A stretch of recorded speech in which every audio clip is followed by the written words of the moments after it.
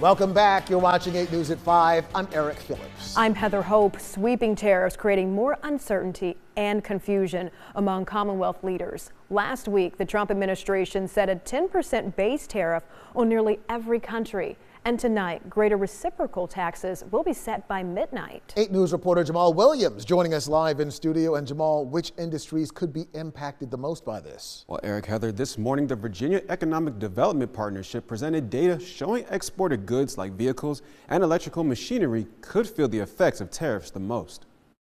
We still have a ways to go before we really know all the impacts that are going to be out there. That was the consensus from today's international trade meeting, where Virginia Economic Development Partnership leaders discussed potential impacts the Trump administration's tariffs will have on the Commonwealth. It's certainly going to create headaches.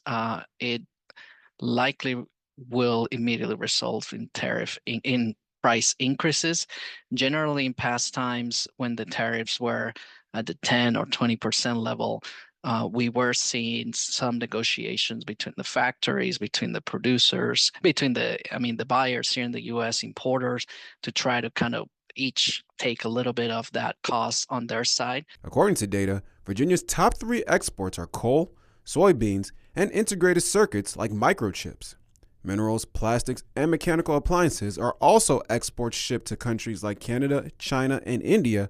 However, China, Mexico, and Canada are the top countries where imported goods are received the most. While there are many unknowns, Senior Vice President Stephanie Agee says tariffs don't have to be a bad thing long term. There could be positive impacts down the line. I mean, obviously the goal, some of the stated goals of the tariffs have been to improve opportunities for manufacturing in the United States. We're very hopeful that that is what would end up coming from these if the tariffs do stick around. Longer than that. VEDP leaders are planning to send a letter to Governor Glenn Youngkin and the White House about concerns and uncertainties that were discussed, as well as long-term effects surrounding export and import businesses in Virginia. We'll be right back after this.